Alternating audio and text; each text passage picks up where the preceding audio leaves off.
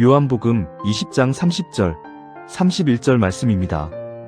예수께서는 제자들 앞에서 이 책에 기록하지 않은 다른 표징도 많이 행하셨다. 그런데 여기에 이것이나마 기록한 목적은 여러분으로 하여금 예수가 그리스도요 하나님의 아들이심을 믿게 하고 또 그렇게 믿어서 그의 이름으로 생명을 얻게 하려는 것이다. 계속해서 예수님을 소개하던 요한은 처음으로 자신의 말을 기록합니다.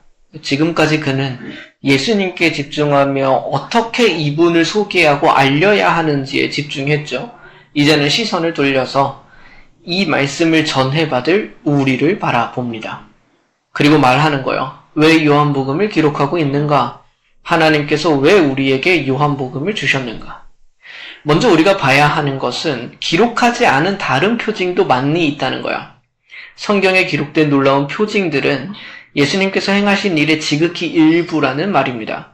더 놀라운 일들이 많이 일어났대요. 요한은 이 모든 일을 기록할 수는 없었습니다. 그 당시 책은 두루마리였죠. 그리고 지금처럼 책이 흔하지 않았어요. 종이도 비싸고 한자 한자 손으로 옮겨 적어야만 했습니다. 그렇기에 적힐 내용은 고르고 골라야만 했고 잘 짜여져야 했습니다. 그렇다면 복음서는 예수님에 대한 백과사전 같은 자료집이 아니에요. 어떤 목적을 가지고 자료를 취합하고 정리하여 전달된 책이란 말입니다.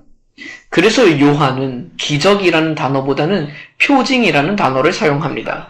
우리는 이 두 단어를 서로 바꿔서 사용해도 무방하다고 생각하는데 물론 그렇게 큰 차이는 없는데요.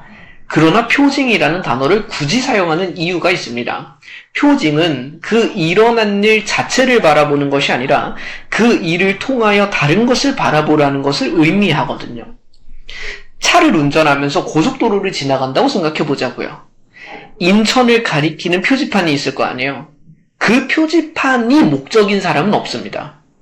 인천이라고 적힌 표지판까지 가보자라고 말하는 사람은 없다고요. 표지판은 중간에 길을 안내해주는 도구일 뿐입니다. 이쪽으로 가면 인천이 나옵니다라고 말하는 통로라고요. 목적은 인천이 되는 거예요. 표지판은 목적지를 가리키는 도구다. 예수님께서는 물을 포도주로 바꾸셨습니다. 눈이 멀어서 평생 앞을 보지 못하던 그 사람의 눈을 고치시고 보게 하셨습니다. 죽었던 나사로가 다시 살아나서 걸어 나오게 하셨습니다. 하나같이 놀라운 일이죠. 그러나 그 일 자체가 목적이 아니라고요. 이 모든 일들은 표징이다. 표지판과 같다는 말입니다. 우리는 그 일들이 가리키는 목적을 봐야 합니다. 그 일을 행하시는 분이 누구냐는 거야.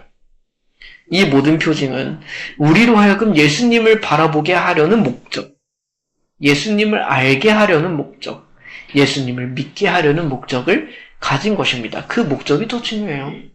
그래서 앞 구절에 이렇게 기록된 거예요. 나를 보지 않고도 믿는 사람은 복이 되다. 표징을 봐야 합니까? 만약 그렇다면 예수님께서는 표징을 본 사람이 더 복되다고 말씀하셨겠지. 표징을 경험해야만 합니까? 그것이 목적이냐고요. 그렇다면 예수님께서는 모든 사람에게 표징을 경험하게 하셨을 거예요. 그러나 그렇지 않잖아요. 예수님께서는 모든 사람이 표징을 경험하게 하지도 않으셨고 모든 사람에게 그것을 보여주지도 않으셨고 또 모든 사람에게 그런 삶이 더 복된 거야 라고 가르치지도 않으셨다고요. 왜 그런가? 그게 목적이 아니니까요. 표징은 도구이자 통로일 뿐입니다. 그 도구와 통로가 없이도 목적에 도달했다면 그럼 그게 왜 필요하겠냐고요. 우리가 이미 인천에 있으면 인천을 가리키는 표지판이 왜 필요하겠어요? 그렇다면 이 책의 목적은 무엇입니까? 우리가 성경을 보는 목적은 뭐예요? 우리가 하나님을 알아가는 목적은 뭡니까? 하나님께서 표징을 통해서도 어떤 모든 것이라도 사용하셔서 우리가 궁극적으로 도달하기를 원하시는 목적은 무엇이냐? 첫 번째는 믿게 하시는 것이고 두 번째는 생명을 얻게 하는 것이다. 이것이 목적이라고요. 하나님께서는 우리가 예수님이 바로 그리스도이시고 하나님의 아들이심을 믿게 하고자 성경을 주셨습니다. 그래서 요한복음이 기록됐대요.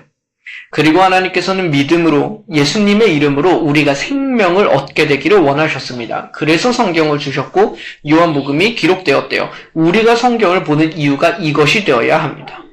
성경을 가까이 하고 하나님의 말씀을 묵상하는 이유가 바로 이것입니다. 많이 읽어서 성경의 전문가가 되려는 거예요? 유익은 하겠죠. 그러나 목적은 아닙니다. 우린 계속 목적을 생각해야 돼요. 성경을 많이 읽어서 신앙생활을 열심히 하고 있음을 드러내고자 하는 것입니까? 성경은 그렇게 말하지 않습니다. 우리가 성경을 보는 이유는 믿음을 가지게 되는 것이고 생명을 가지게 되는 거예요. 이 목적이 중요합니다. 그렇다면 성경을 통해서 더 믿어지고 계신가요?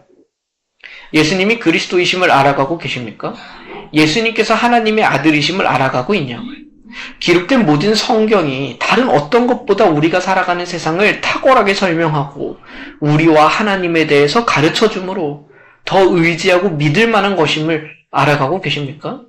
단순한 종교 습관으로 주신 게 아니라고요. 성경은 더 알아가라고, 더 믿게 되라고 주신 거예요. 그리고 그 안에서 생명을 누리고 계십니까? 너무 추상적인가요? 생명을 누린다는 게 그럼 뭔가? 생명을 얻게 된다는 게 뭘까?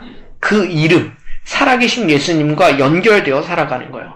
그걸 요한복음에서 예수님께서 이미 말씀하셨습니다. 영생은 하나님 아버지와 그가 보내신 이를 아는 것이다. 하나님 아버지와 예수 그리스도를 알고 그와 함께 살아가는 것, 그것이 생명이에요. 그것이 요한복음이 말하는 생명입니다. 그럼 성경을 통하여 그렇게 살아가고 계시냐고요. 성경을 통하여 하나님과 함께 살아가는 법을 배우고 계십니까? 하나님과 함께 살아가고 계십니까? 이것이 우리에게 성경이 주어진 이유와 목적입니다. 이 이유와 목적을 잃어버린 채 우리에게 주어진 모든 표징과 성경, 도구와 통로들을 잘못 사용하는 경우가 너무 많은 것입니다. 우리는 다시 목적을 잡아야 됩니다. 우리에게 성경이 주어진 이유, 우리가 말씀을 묵상하는 이유, 신앙생활에서 여러 것을 경험해보고 알아가는 이유는 그 자체가 아니라 하나님을 믿게 되고 그와 더불어 살아가기 위함이다. 잠시 함께 기도합시다. 하나님 아버지, 요한을 통해 주님께서 성경을 주신 이유를 들었습니다. 주님께서는 우리가 더 알고 믿고 살아가기를 원하십니다. 말씀을 지식으로만 쌓는 것이 아니라 규칙적인 종교 습관을 들이기만을 위한 것이 아니라 주님을 더 알고 믿고 함께 살기를 원하셨던 것입니다. 우리의 목적을 더 분명하게 하여 주십시오. 주님을 보게 하여 주십시오.